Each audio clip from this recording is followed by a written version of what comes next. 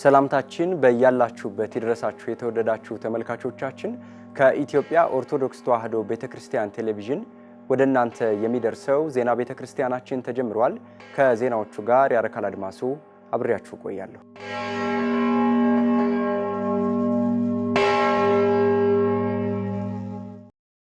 ወደ ቀዳሚው ዜና አልፋለሁኝ።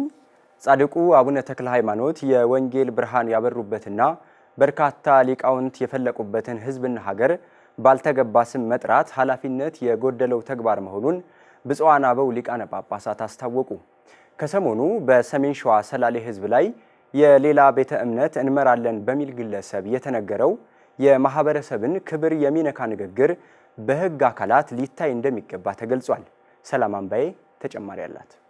ታሪካዊቷና ጥንታዊቷን የሰሜን ሸዋ ሰላሌ ሀገረ ስብከት በኢትዮጵያ ካሉ አንጋፋ አህጉረ ስብከት አንዱ መሆኑን ይታወቃል።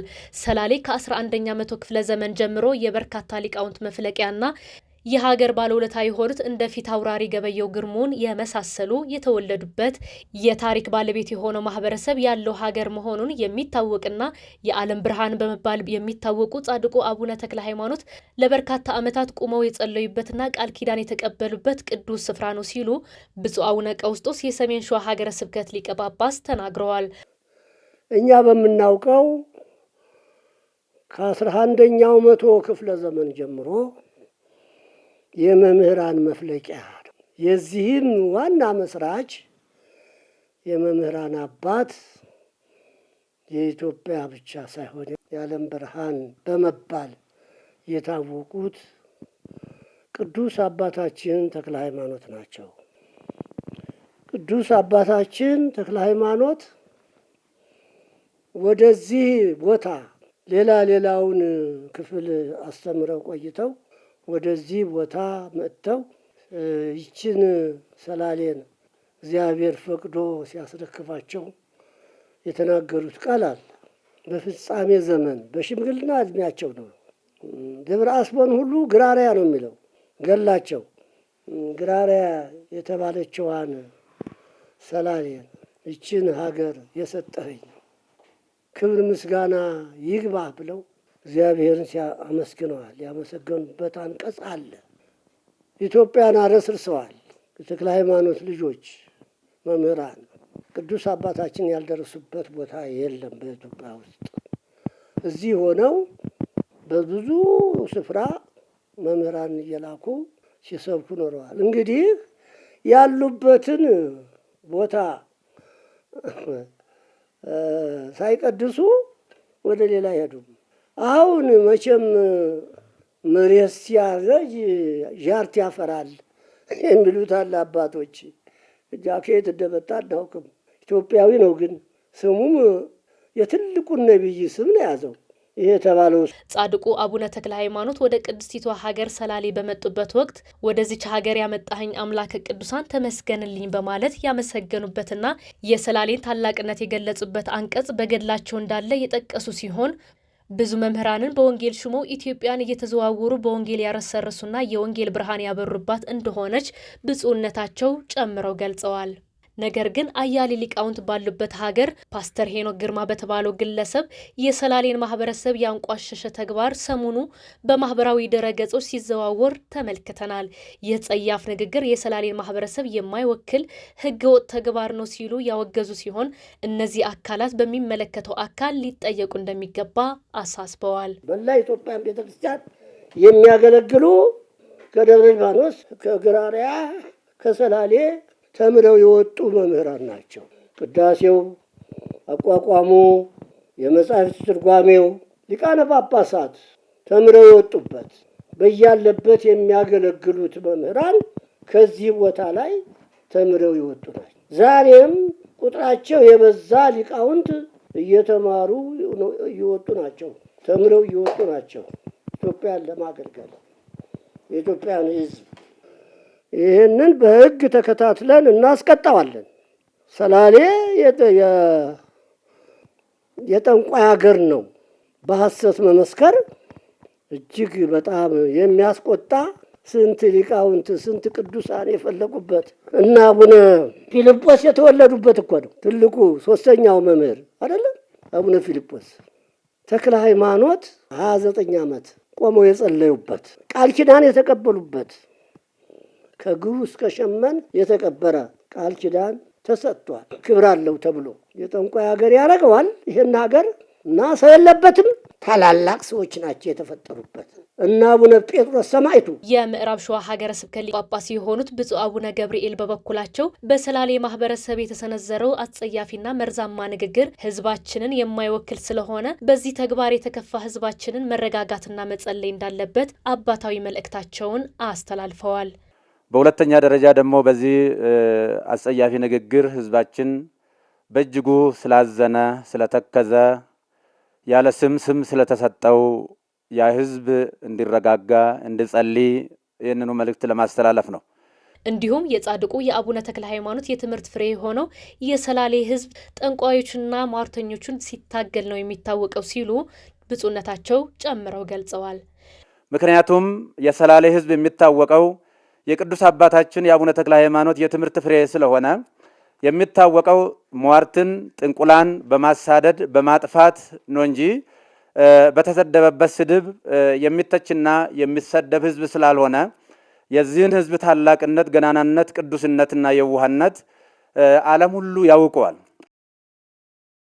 በኢትዮጵያ ኦርቶዶክስ ተዋሕዶ ቤተክርስቲያን በአዲስ አበባ ሀገረ ስብከት ስር የሚገኘው የደብረ ብስራት ቅዱስ ገብርኤል ቤተክርስቲያን ክርስቲያናዊ ተልእኮውን ለማሳካት የሚያግዙ የልማት ስራዎችና የወንጌል ማስፋፊያ እያከናወነ መሆኑ ተገለጸ። ሙሉቀን ሐሰን ዝርዝሩን ትነግረናለች።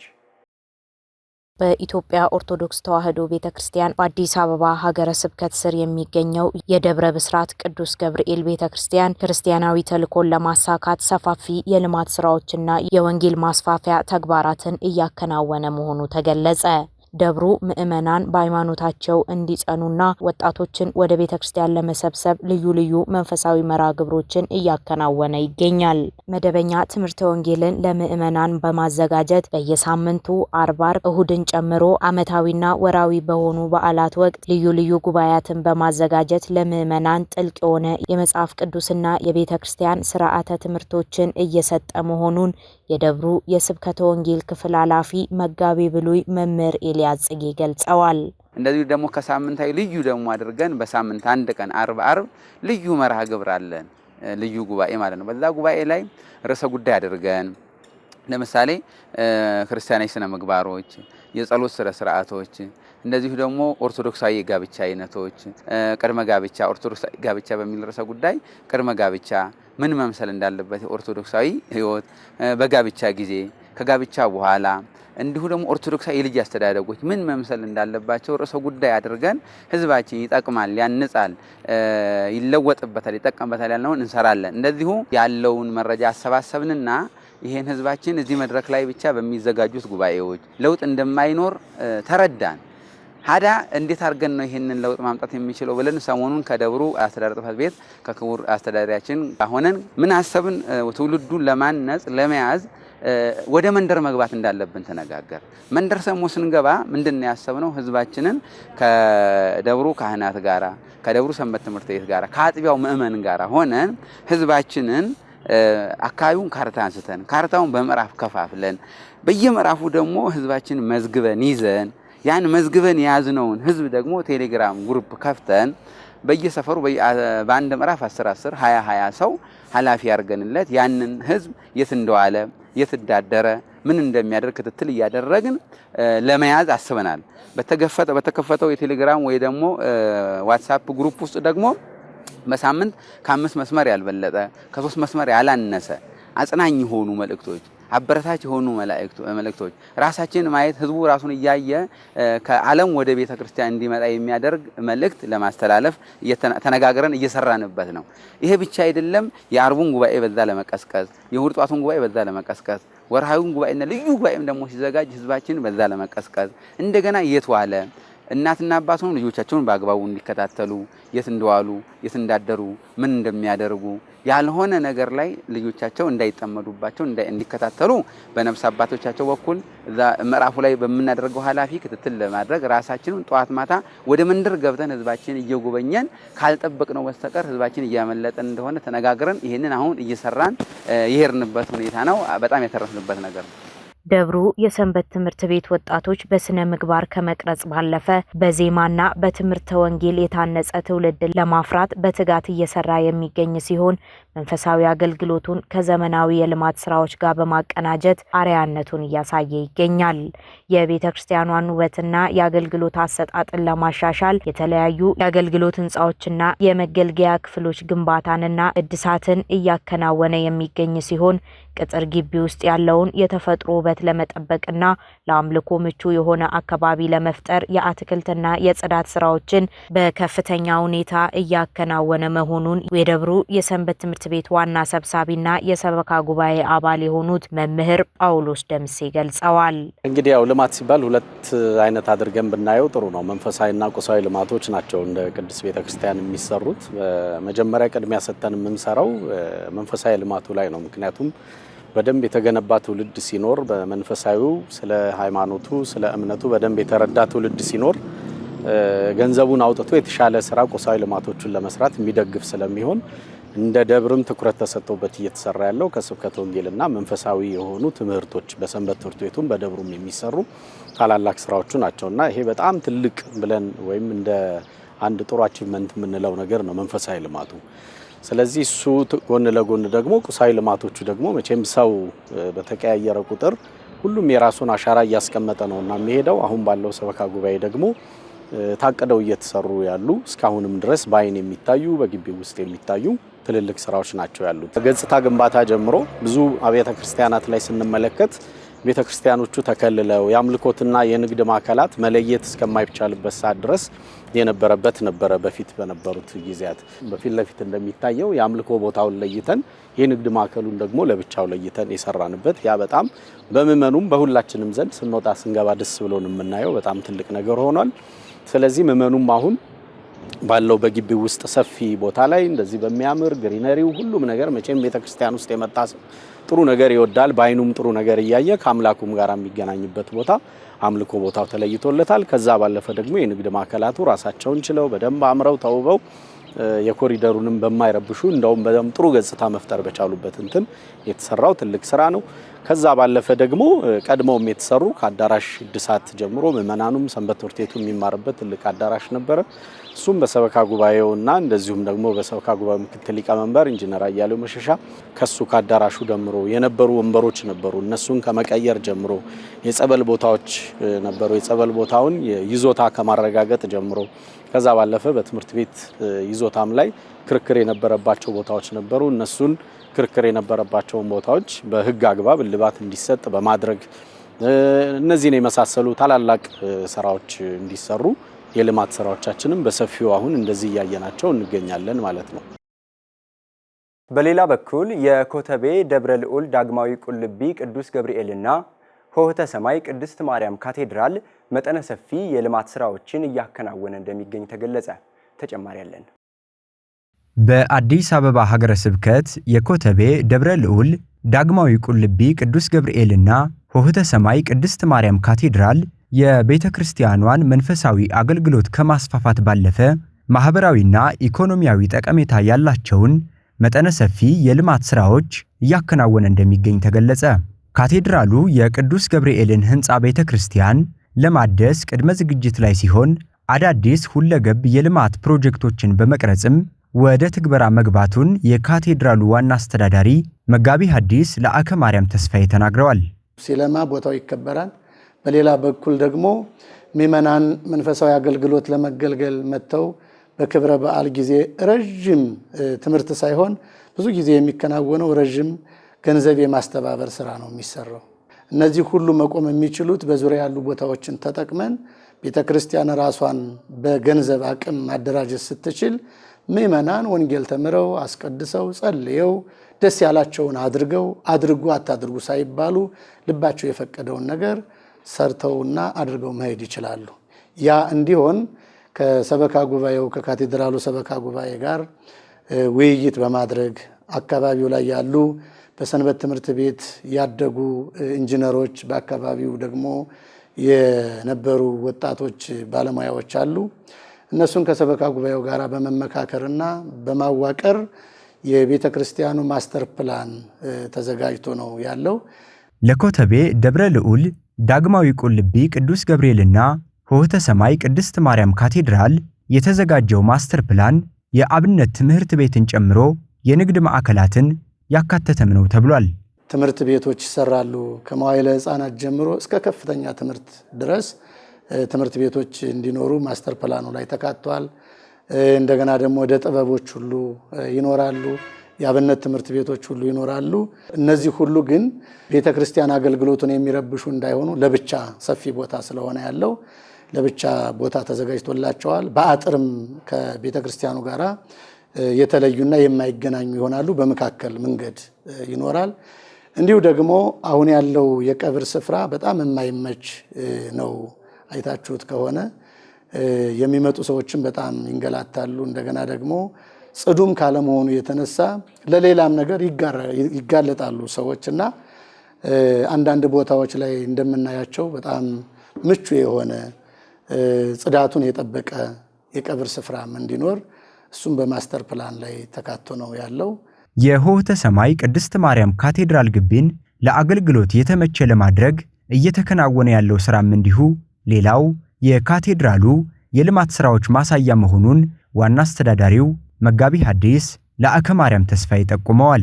የልማት ስራዎቻችን በአጭር ጊዜ ተሰርተው የሚጠናቀቁ አይደሉም። እግዚአብሔር በሰጠን እድል ግን ዛሬ መስራት ያለብንን እንሰራለን። ቀጣይ ደግሞ የሚሰራ ይሰራዋል። እኛ መሬት ላይ መጀመር ያለባቸውን መሬት ላይ እንዲጀመሩ እያደረግን ነው። በተለይ በታችኛዋ በሆህተ ሰማይ ቅድስት ማርያም ካቴድራል ዙሪያውን የተሰሩ ህንፃዎችም የሉም። ግቢውም ላይ የማስተካከያ ስራ መሰራት ስለነበረበት ወደ ግቢ መኪና መግባትም አይችልም። ለመቆምም እንደገና ለመቀመጥም ብዙ ምቹ አይደለም። ህፃናትን መቆም አይችሉም። ሽማግሌዎችም እንደዚሁ ነውና ሌሎች ህንፃዎችን ሰርተን የገቢ ማስገኛዎችን ከመገንባታችን በፊት ህዝቡ የሚቆምበትንና የሚገለገልበትን መስራት ስላለብን በቅድስት ማርያም ቤተክርስቲያን ሰፊ የሆነ ግቢ የማስዋብ ስራ የማስተካከል ስራ ነው እየሰራን ያለነው። አስፓልት ስራ አለው፣ የቴራዞ ስራ አለው። እንደዚህ ደግሞ ግሪን ኤሪያ የሚሆኑት ደግሞ ስራዎች አሉ። የኮተቤ ደብረ ልዑል ዳግማዊ ቁልቢ ቅዱስ ገብርኤልና ሆህተ ሰማይ ቅድስት ማርያም ካቴድራል እያካሄደ ላለው የራስ አገዝ ልማት በሁሉም አማራጮች ድጋፍ እንዲደረግለትም ጥሪ ቀርቧል። በየትኛውም ቦታ ያላችሁ የበኩላችሁን ባላችሁበት ሆናችሁ ማገዝ የምትችሉትን እንድታግዙን መልእክታችንን ለማስተላለፍ ነው። በተለይ የአብነት ተማሪዎች በዚህ ቦታ ላይ እንዲማሩና እንዲኖሩ ስናደርግ ከሚኖሩበት ስፍራ እንዲሁም ደግሞ ከሚመገቡት ምግብ ጀምሮ የአንድ ተማሪ ነው ይችላልው የሁለት ተማሪ ነው ይችላልው በማለት ሁላችንም ለቤተ ክርስቲያናችን አሻራችንን እንድናሳልፍ መልእክታችንን እናስተላልፋለን። የተገነባው እስካሁን አገልግሎት ሲሰጥ የነበረው ካቴድራላችንም ለረጅም ጊዜ ከመቆየቱ የተነሳ ከወደ ላይ ዝናብ ያፈሳል። ስለዚህ በውስጥም በውጭም ያለውን እድሳት ለማከናወንና በ2019 የተመሰረተበትን የ50ኛ ዓመት በዓል በደመቀ ሁኔታ ለማክበር ዝግጅት ላይ ስለሆነ ያለነው በውስጥም በውጭም ያሉ የልማት ስራዎችን ለማገዝ የበኩላችሁን በካቴድራሉ አካውንት ስም አስተዋጽኦ እንድታደርጉ መልእክታችን እያስተላለፍን እንዲሁ ደግሞ በተጨማሪ በ2018 የታኅሳስ ዓመታዊ የቅዱስ ገብርኤልን በዓልም በቦታችን ብፁዓን ሊቃነ ጳጳሳት፣ መምህራን እንዲሁም ደግሞ ብዙ ምዕመናን በተገኙበት በታላቅ ድምቀት ስለሚከበር በቦታው ላይ ተገኝታችሁ የበዓሉ የበረከቱ ተካፋይ እንድትሆኑ ጥሪያችን እናስተላልፋለን። የአስኮ ደብረገነት ቅዱስ ገብርኤል ካቴድራል የቤተ ክርስቲያኒቱን ሐዋርያዊ ተልእኮ ለመወጣት የልማትና ምግባረ ሰናይ ተግባራትን ነድፎ እየተገበረ መሆኑን አመለከተ። መምህር መዝገቡ ጌታቸው ቅድስት ቤተ ክርስቲያን ሐዋርያዊ ተልእኮዋን ለመወጣት አስፈላጊ የሆኑ መሠረታዊ የልማት ተቋማትን መገንባት፣ ካህናትን በሐዋርያዊ ተግባርና ፍቅር ማደራጀት፣ ችግረኞችን፣ አረጋውያንን፣ የቲሞችን መርዳት፣ ያላመኑትን ለማሳመን ያመኑትን ለማጽናት ምትክ የሌለው አገልግሎቷ ነው። የአስኮ ደብረገነት ቅዱስ ገብርኤል ካቴድራል እንደ አንድ አጥቢያ የቅድስት ቤተ ክርስቲያንን ሐዋርያዊ ተልእኮ ለማፋጠን የካህናትን አንድነትና ፍቅር በማረጋገጥ ቀዳሚ የሆኑ የልማት ሥራዎችን በመስራት ለስብከተ ወንጌል ትኩረት በመስጠት የለውጥ እንቅስቃሴን ጀምረዋል። ቀደም ሲል ካቴድራሉን የመጠነ ቢሮ አልነበረውም፣ ስቶርም አልነበረውም።